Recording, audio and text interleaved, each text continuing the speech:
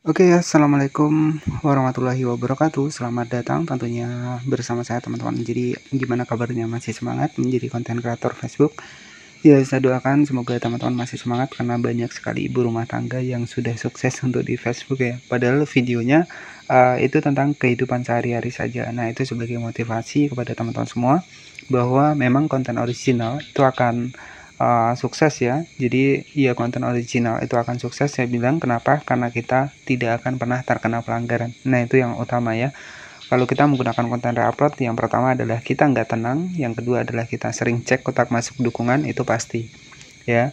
Jadi perbedaan antara konten reupload dan konten original itu yang pertama, kalau kita menggunakan sebuah konten reupload itu yang pertama adalah nggak tenang ya. Saya yakin teman-teman yang menggunakan teknik-teknik reaction, teknik-teknik pakai reupload itu pasti saya bilang nggak tenang walaupun kita sudah berhasil mendapatkan monetisasi ya. Nah, kenapa?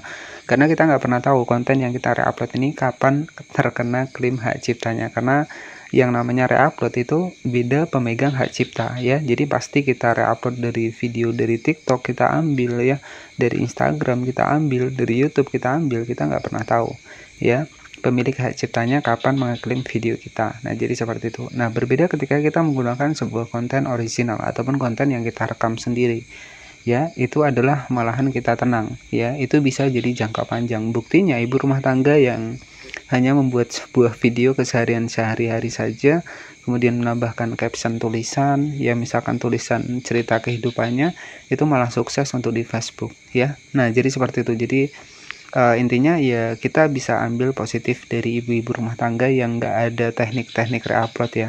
Mereka hanya fokus pada konten mereka dan selanjutnya hanya menambahkan tulisan yang tulisan tersebut mengarah ke pertanyaan di mana banyak sekali orang berkomentar, sehingga ya untuk saat ini saya bilang ibu rumah tangga ini sukses untuk di Facebook ya, dan itu untuk yang menggunakan konten asli. Nah, kalau yang menggunakan konten reupload ya mungkin kalau saya bilang tidak bisa dijadikan jangka panjang karena kita nggak pernah tahu ya. Itu sesuai dengan pengalaman saya, paling lama-lamanya itu 3 bulan ya, bisa jadi nanti langsung terkena pelanggaran, biasanya seperti itu ya, sesuai dengan riset saya yang pernah saya lakukan.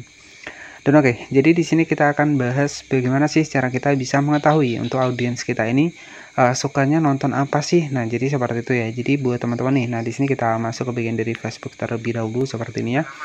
Nah, ini ada salah satu postingan saya yang alhamdulillah mendapatkan sekitar 10.000 penayangan ya. Nah, ini ada 10.000 penayangan, 32 kali dibagikan, ada 9 komentar, 80 like. Nah, di sini teman-teman bisa cek di bagian insight seperti ini.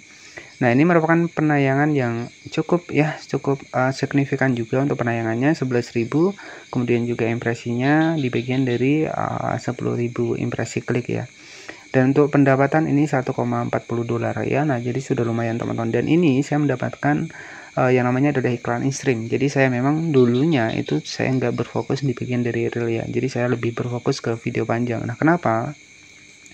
Karena di video panjang ini ya iklannya itu lebih banyak ya dibanding video reel. Kalau video reel paling cuma satu kali ya, tapi kalau untuk di bagian dari iklan in-stream ini bisa 3 kali ya, bisa 3 kali di awal, di tengah, sama di akhir. Nah, jadi penghasilan itu bisa lebih besar dibanding video reel. Nah, tetapi kekalahan dari video vote ataupun video panjang seperti ini yaitu view-nya agak susah teman-teman ya dibanding video reel. Nah, kalau untuk video reel itu lebih mudah ya, tapi saran dari saya ya kedua-duanya teman-teman harus jalan. Di video reel harus jalan, kemudian di video VOD ataupun video vote juga harus jalan. Nah, di sini kita cek di bagian pengaturan. Nah, ini iklan in-stream sudah aktif ya. Iklan di video, hasilkan uang dengan video jika Anda mengizinkan iklan ditampilkan. Nah, ini sudah aktif ya untuk di bagian dari iklan in-stream sendiri. Nah, bagaimana sih cara teman-teman menentukan untuk audiens kita ataupun minat dari penonton kita ini konten apa sih? Ya, teman-teman bisa cek di bagian dari konten yang paling banyak ditonton di akun dari teman-teman. Nah, sebagai contoh, nanti teman-teman bisa masuk di bagian insight ya. Di sana teman-teman bisa melihat nih konten populer teman-teman ini tentang apa. Nah, misalkan konten populer tentang menanam tanaman ya, ataupun bercocok tanam di samping-samping rumah, di sekeliling rumah, itu yang paling populer videonya. Nah, teman-teman bisa membuat video tentang tersebut ya. Jadi jangan campuran. Jadi kalau kita sudah keseharian kita, misalkan kita keseharian ya udah kita keseharian terus. Jadi memang yang enak itu kalau kita membuat video tentang keseharian. Jadi intinya kita nggak perlu mikir untuk kontennya apa ya, hari-hari kita tinggal kita video. Nah itu yang enaknya ya. Nah jadi seperti itu. Jadi bagaimana cara kita tips menentukan tuh audiens yang tepat adalah di bagian dari konten populer. Nah misalkan nih konten populernya tentang memancing, ya teman-teman berarti audiens kita ini senangnya tentang memancing. Jadi teman-teman harus membuat video tentang memancing. Jadi konten-konten yang campuran itu dihindari ya.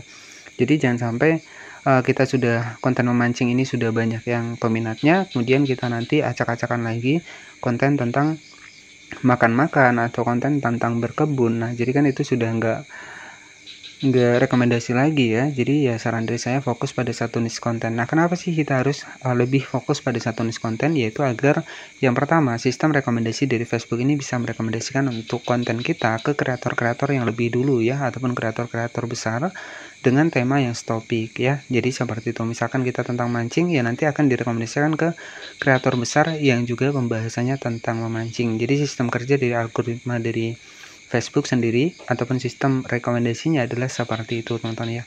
Nah buat teman-teman nih nanti ingin melihat nih untuk konten kita yang paling populer ini tentang apa ataupun tentang masak-masak, ya fokus saja di konten tentang masak-masak. Oke, jadi untuk mengetahui minat penonton kita ini tentang nonton apa sih, teman-teman bisa masuk ke bagian dashboard profesional, kemudian kita, nah di sini ada kinerja 10.100 ya. Jadi di sini juga ada 15.000, ada 40 pengikut. Nah ini jangkauan saya walaupun jarang upload ya, tetapi jangkauannya masih 10.000 ya, jadi masih lumayan ya. Nah jadi mengetahui untuk minat audiens kita ini tentang apa, teman-teman tinggal klik di mode profesional, kemudian di sini ada kinerja. Nah di sini ada menu lihat semua, teman-teman tinggal klik saja di bagian lihat semua seperti ini. Nah di sini nanti teman-teman bisa temukan untuk konten-konten yang populer ya. Jadi kalau ada yang konten populer ya, itulah yang teman-teman jadikan niche konten selanjutnya ya. Jadi contohnya seperti tadi ya, kalau kontennya tentang memancing yang paling populer ya teman-teman bisa fokuskan tentang mancing. Jadi patokannya adalah di bagian insight dari Facebook ini, teman-teman bisa mengecek video yang populer itu seputar apa. Jadi itulah yang nantinya teman-teman bisa diteruskan. Misalkan tentang masak yang paling populer, ya udah teman-teman membuat sebuah video tentang memasak terus ya. Jadi jangan campuran. Jadi kalau kita campuran itu akan susah mendapatkan rekomendasi ya.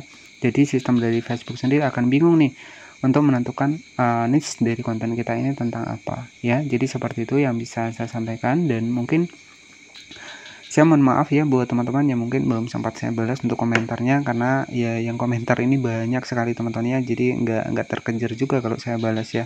Palingan ya mungkin saya bisa balas melalui video seperti ini, karena memang jujur itu banyak sekali ya. Dan buat teman-teman yang mungkin masih baru ya tetap semangat, kemudian fokus pada konten asli ya, nanti fitur monetisasi bisa datang sendiri tanpa kita mengajukan, biasanya seperti itu ya. Jadi Facebook ini bisa menilai ya, bisa menilai untuk konten kita ya, konten kita reupload atau yang asli itu mereka bisa menilai. Jadi Facebook ini merupakan sebuah perusahaan besar yang dimana yang memiliki sebuah sistem yang lengkap ya, dimana ya aktivitas yang tidak valid itu juga akan terlihat. Makanya nggak heran banyak teman-teman yang mengalami katanya di bagian monetisasi pendapatannya berbeda dengan di bagian menu pembayaran ya, salah satunya seperti itu. Jadi interaksi yang nggak valid pasti untuk penghasilannya akan dipotong ya. Jadi dari Facebook ini bisa mengetahui untuk aktivitas kita.